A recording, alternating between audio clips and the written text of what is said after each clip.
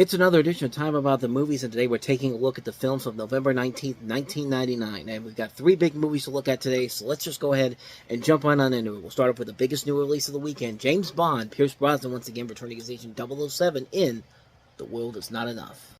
Tomorrow, It's the best we have. the wait is over. The world is yours. James Bond is here.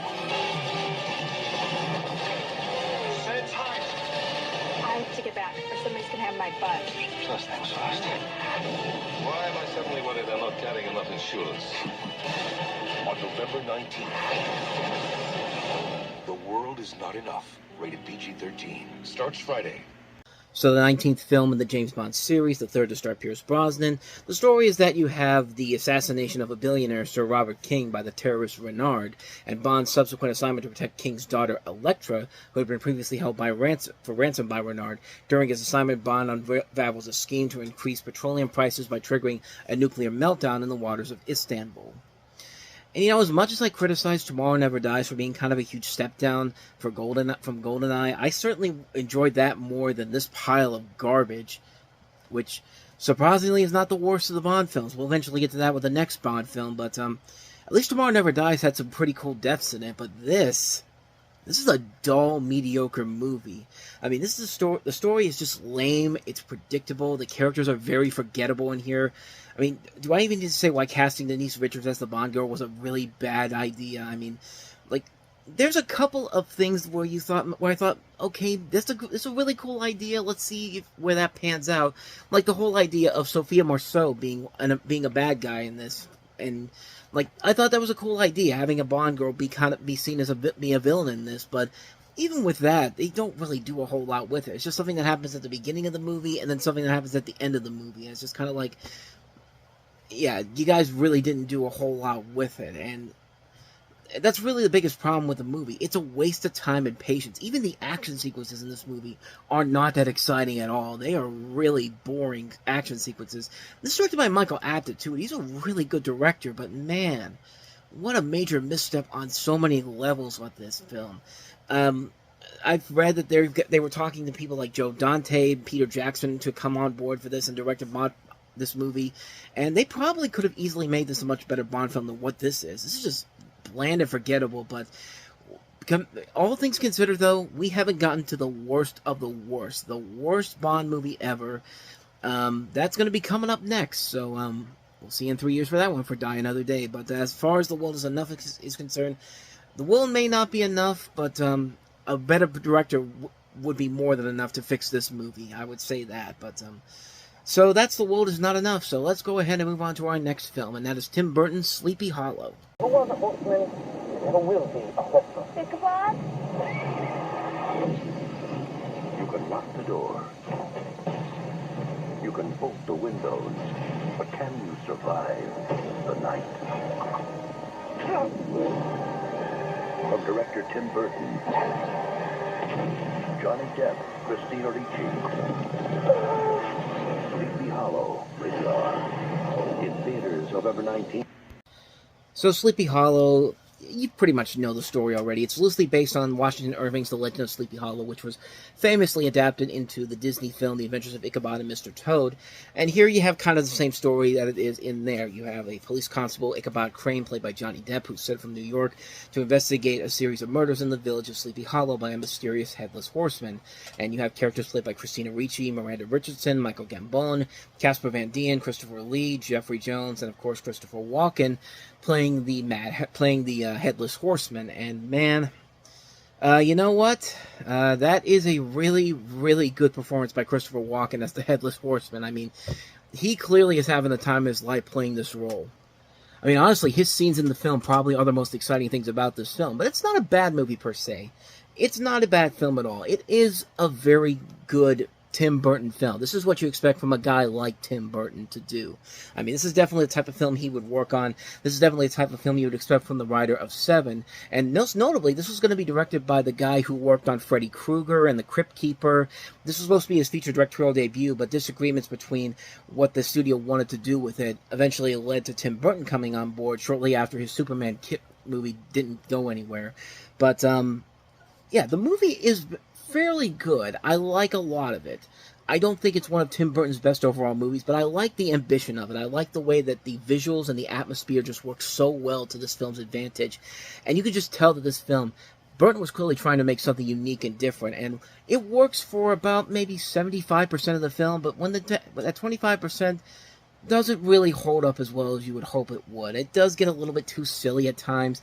The dark humor in here is overall genuinely very good, but there are times when there are moments in here that, yeah, he had to throw that in there probably because somebody at the studio told him to do it, and, yeah, for the most part, this is a very solid film overall. It's a decent film.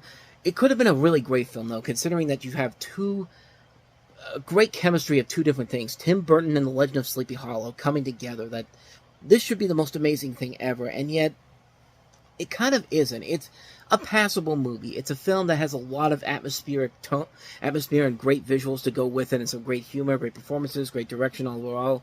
The script needed a little bit of work to give it very much its own unique edge to it, to really make it stand out, but as it is, like I said, it's a good film, but it definitely could have been a really great film if Tim Burton, I think, had more control over it and had some better elements to the film's problems overall with it. But I enjoyed the film overall. I think it's fine. Definitely could have been a whole lot better, though. So let's go ahead and move on to easily the best movie that came out this weekend, even though it was in limited release, Disney and Pixar's Toy Story 2.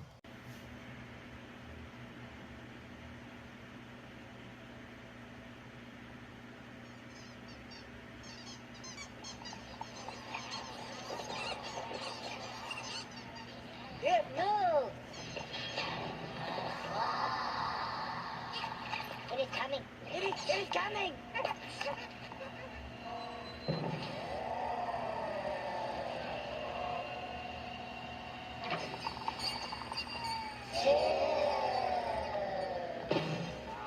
Howdy, folks! It's good to be back! Greetings. Wait. Stop the film. Is he in this too? Excuse me, Pull String Boy. What would Toy Story 2 be without Buzz Lightyear? A good movie.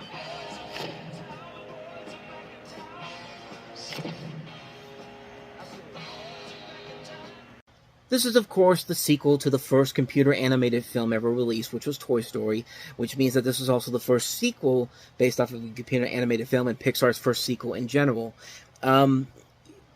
The history behind this movie is one of the most amazing things that you will ever see. Let me just kind of sum up everything that went wrong with this movie to where it eventually became. This was originally envisioned as a direct-to-video sequel. It was produced in a separate building without Pixar. It was going to be part of the Disney direct-to-video library, pretty much on a small scale, as most of the main Pixar staff were working on A Bug's Life. The story reels proved promising, but then Disney decided to upgrade it to the film to a theatrical release because of it, but Pixar was unhappy with the film's quality, so John Lasseter, who was actually going to take a break after the promotional run of A Bug's Life, had to come back in. The story team from the first movie had to redevelop the entire plot over one weekend, and here's the craziest thing about this whole thing. Most Pixar films take years to develop. This thing, the established release date could not be moved, and the production schedule for Toy Story 2 was compressed in 9 months. They had 9 months from the time the movie came out to when they made these changes to make a movie. That is a lot of work to do on a film like this.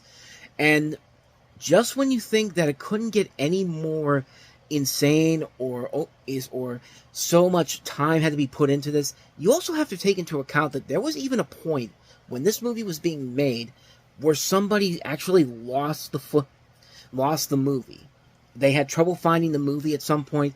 There was a lot of panic all around, and then all of a sudden, but luckily somebody actually did manage to save the movie. So just think about what had to happen here. You had to complete the film in 9 months, and then all of a sudden, this moment when you accidentally delete the film and you're in panic mode, and then luckily someone saves the film overall, and lo and behold, you're able to still get this out here. And then the fact that this movie had to be had to be made in that short amount of time, everybody was working their butts off to get this done. I read here that they have a lot of the overwork led to people with carpal tunnel syndrome, repetitive strain injuries. I mean, this is something that Like, this is the equivalent of watching an NFL football team having injuries every single game in the season. Like, that's how bad this was. And you would think that after all of that, after everything that this film had to go through to get this film out in time for November, this thing probably would have been a disaster. This is the type of film that development hell projects are mostly notoriously known for. And this thing probably could have crashed and burned easily. And yet, after everything that happened, between the 9 months it took to get this movie out, they not only made a movie that was actually good, not only great, but somehow better than the original Toy Story. That is amazing to think about. It's a hard thing to top something as great as the first Toy Story film.